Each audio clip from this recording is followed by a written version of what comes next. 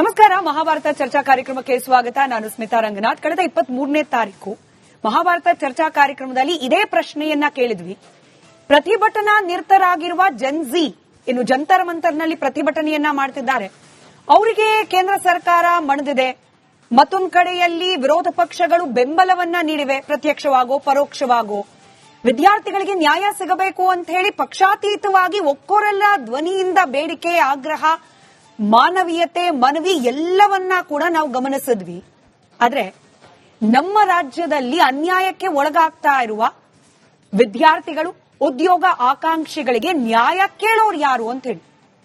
ಅದಕ್ಕೇನೆ 23ನೇ ತಾರೀಕು ನಾವು ಪ್ರಶ್ನೆ ಕೇಳಿದ್ದು, ಅಲ್ಲಿಗೊಂದ್ ನ್ಯಾಯ ಇಲ್ಲಿಗೊಂದ್ ನ್ಯಾಯ ಸರಿನಾ, ನೀಟ್ಗೊಂದ್ ನ್ಯಾಯ ಕೆಪಿಎಸ್ಸಿಗೊಂದ್ ನ್ಯಾಯ ಸರಿನಾ ಅಂತ ಹೇಳಿ ಇದೇ ಕೂಗು ಇವತ್ತು ಬೆಂಗಳೂರಿನ ಫ್ರೀಡಂ ಪಾರ್ಕ್ ನಲ್ಲಿ ಪ್ರತಿಧ್ವನಿಸಿದೆ. ಕಾರಣ 10 ಹಲವು. ಕೆಪಿಎಸ್ಸಿಯ ಸಾಲು ಸಾಲು ಅಕ್ರಮ, ಹಗರಣ, ಪ್ರಶ್ನೆ ಪತ್ರಿಕೆ ಸೋರಿಕೆ ಆರೋಪ ಇತ್ಯಾದಿಯಿಂದ ಹಿಡಿದು ಈ ಉದ್ಯೋಗ ನೇಮಕಾತಿ ಮಾಡ್ತೀವಿ ಅಂತ ಹೇಳೇನು ರಾಜ್ಯ ಸರ್ಕಾರ ಭರವಸೆ ಕೊಟ್ಟಿದೆ. ಆ ನೇಮಕಾತಿಯಲ್ಲೂ ಕೂಡ ನಿಯಮಗಳನ್ನ ಉಲ್ಲಂಘನೆ ಮಾಡಲಾಗ್ತಾ ಇದೆ.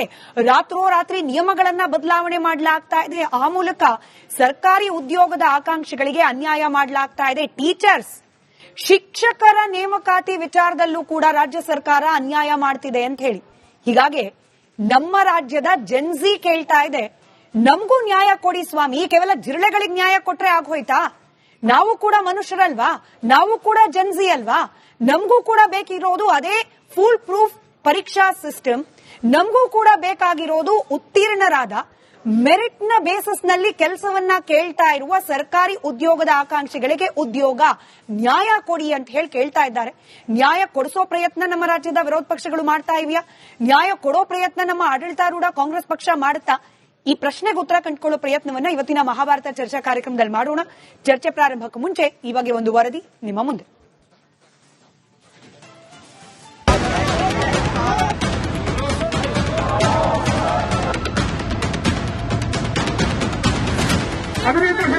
ವಯಸ್ಸು ಕಳೆದಿದೆ ಸರ್. ದಯಮಾಡಿ ನಿಮ್ಮ ಇಲಾಖೆಯಿಂದ ನಮ್ಗೆ ದಯಮಾಡಿ ಸರ್.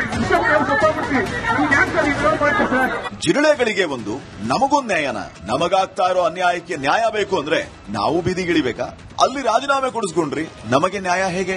ಸದ್ಯ ರಾಜ್ಯದ ಶಿಕ್ಷಣ ಮತ್ತು ಉದ್ಯೋಗ ಕ್ಷೇತ್ರದ ಸಾಲು ಸಾಲು ಅವ್ಯವಹಾರ, ಅಕ್ರಮ, ಹಗರಣ, ಭ್ರಷ್ಟಾಚಾರದಿಂದ ಬೇಸತ್ತ ನಮ್ಮ ರಾಜ್ಯದ ವಿದ್ಯಾರ್ಥಿಗಳು, ಉದ್ಯೋಗ ಆಕಾಂಕ್ಷಿಗಳು ಕೇಳ್ತಾ ಇರುವಂತ ನೇರ ಪ್ರಶ್ನೆ ಇದು.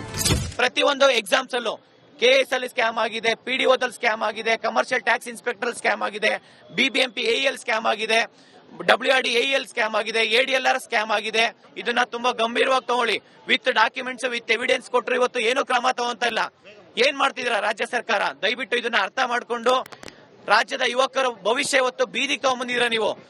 ಬರೀ ನೀಟ್ ಎಕ್ಸಾಮ್ಸ್ ಅಲ್ಲ, ರಾಜ್ಯದಲ್ಲಿರುವಂತಹ ಪ್ರತಿಯೊಂದು ಎಕ್ಸಾಮ್ಸ್ ಅಲ್ಲೂ ಅವರ ಭವಿಷ್ಯ ಇದೆ.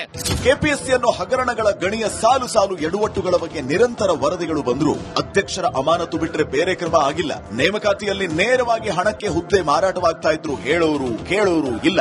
ನೇಮಕಾತಿ ವಿಚಾರದಲ್ಲೂ ಸರ್ಕಾರ ನಿಯಮಗಳನ್ನ ಬದಲಿಸಿ ನಮಗೆ ಅನ್ಯಾಯದ ಬರೆ ಹಾಕ್ತಾ ಇದೆ ಅಂತ ಅಭ್ಯರ್ಥಿಗಳು ಫ್ರೀಡಂ ಪಾರ್ಕ್ ಅಲ್ಲಿ ಪ್ರತಿಭಟನೆಗೆ ಇಳಿದಿದ್ದಾರೆ. ನಮಗೆ ಸರ್ಕಾರಕ್ಕೆ ಧಿಕ್ಕಾರ ಹೇಳ್ತೀವಿ. ಯಾಕಂದ್ರೆ 15 ವರ್ಷಗಳಿಂದ ನೇಮಕಾತಿ ಮಾಡಿಲ್ಲ. ಈಗ 15,000 ನೌಕರಿಯಲ್ಲಿ ಅಪ್ಲಿಕೇಶನ್ ಹಾಕಲು ಇದು ಮಾಡಿದ್ದಾರೆ. ಅದರಲ್ಲಿ ನಮ್ಮ ಸಂಗೀತ ಪೋಸ್ಟ್ಗಳನ್ನು ಯಾವನು ಮ್ಯೂಸಿಕ್ ಟೀಚರ್, ಸಂಗೀತ ಟೀಚರ್ಗಳನ್ನ ಕಾಲ್ಫಾರ್ಮ್ ಮಾಡಿಲ್ಲ. ಹಾಗಾಗಿ ಎಲ್ಲ ನಮಗೆ ಸರ್ಕಾರಕ್ಕೆ ಎಲ್ಲರ ಕಡೆಯಿಂದ ಧಿಕ್ಕಾರ. ನೀಟ್ ವಿಚಾರದಲ್ಲಿ ಪ್ರಧಾನಿ ನಿವಾಸದಿಂದ ಸಂಸತ್ ಭವನದ ಒಳಗೂ ಹೊರಗೂ ಪ್ರತಿಭಟನೆ ಮಾಡಿದ ಕಾಂಗ್ರೆಸ್ ಪಕ್ಷ ತನ್ನದೇ ಆಡಳಿತ ಇರೋ ರಾಜ್ಯದಲ್ಲಿ ಅನ್ಯಾಯ ಆಗೋಕೆ ಬಿಟ್ಟಿರೋದು ಹೇಗೆ? ಆಗಿರೋ ಅನ್ಯಾಯದ ಬಗ್ಗೆ ಮೌನ ಯಾಕೆ? ನೀಟ್ ವಿದ್ಯಾರ್ಥಿಗಳಿಗೆ ನ್ಯಾಯ ಕೊಡಿಸೋಕೆ ಇರೋ ಮಾನವೀಯತೆ ನಮ್ಮ ರಾಜ್ಯದ ಇತರೆ ವಿದ್ಯಾರ್ಥಿಗಳ ಮೇಲೆ ಯಾಕಿಲ್ಲ? ಬನ್ನಿ ಚರ್ಚೆ ಮಾಡೋಣ.